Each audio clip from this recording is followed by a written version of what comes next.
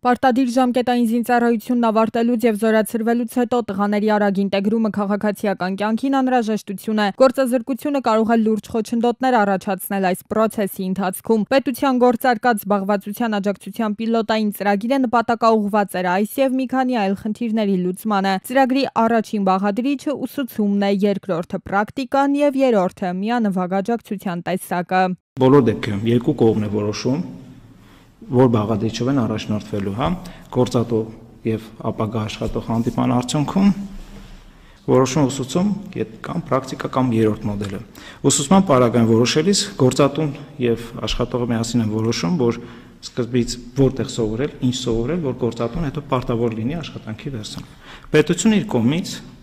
ուսման ծախսն է փոխհատուցում 5 ամսվա, յուրաքանչյուր ամիսը մինչև 50,000 դրամ եւ նաեւ կրթաթոշակ է տալի, դա գալիս է մոտ 32,500 դրամ գումար։ Այնուհետև գործատուն պարտավոր է կնքել աշխատանքային պայմանագիր, որի դեպքում պետությունը գործատուին եկամտահարկի ծախսի փոխհատուցում է տրամադրում մինչև 50,000 դրամ։ Եթե շահառուն պրակտիկա է անցնում, պետությունը 3 ամիս գործատուին մոտ 100,000 դրամի չափով գումար է տրամադրում, որով էլ վճարվում է շահառուի աշխատավարձը։ Հաջորդող 9 ամիսներին գործատուն պետությունից հարկերի փոխհատուցում է ստանում մինչև 50,000 դրամ։ Եվ վերջին միանվագ աջակցության պարագայում գործատուին տրամադրվում է 300,000 դրամ, պայմանով, որ աշխատանքային հարաբերությունները կտևեն 12 ամիս։ Եթե տրամադրված գումարը նպատակին չի ծառայում, պետությունը կարող է այն հետ գանձել։ Այս ծրագիրը մեկնարկել է 2022-ին, այդ տարի ունենալով 278 շահառու։ Հաջորդ տարի ունեցել ենք 526 շահառու, այսինքն 23 թվականին։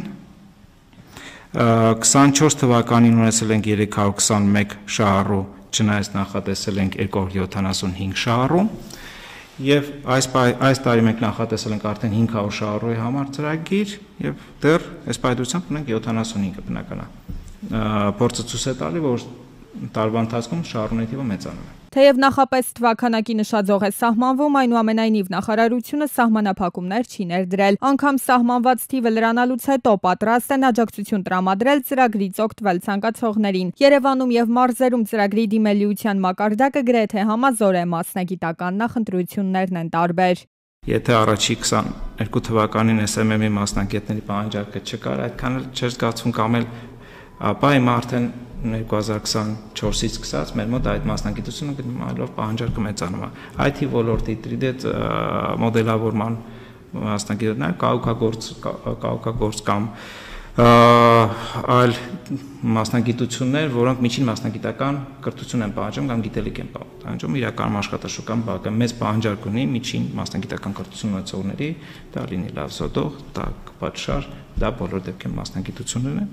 եւ երիտասարդները գնալով դա են ընտրում։ Զորացրված երիտասարդները հիմնականում դժվարանում են աշխատանք գտնել գիտելիքների պակասի պատճառով։ Աշխատանքի եւ սոցիալական հարցերի նախարարության ներկայացուցիչն է ասում, ծրագրի շահառու դառնալու առաջնային նախապայմանը աշխատելու ցանկություն ունենալն է, մյուսը գործազուրկ լինելը։ Ծրագրին դիմելու ընթացակարգը բավականին պարզ է, պետք է մոտենալ միասնական սոցիալական ծառայության կենտրոն ու ստանալ անհրաժեշտ ուղղորդումը։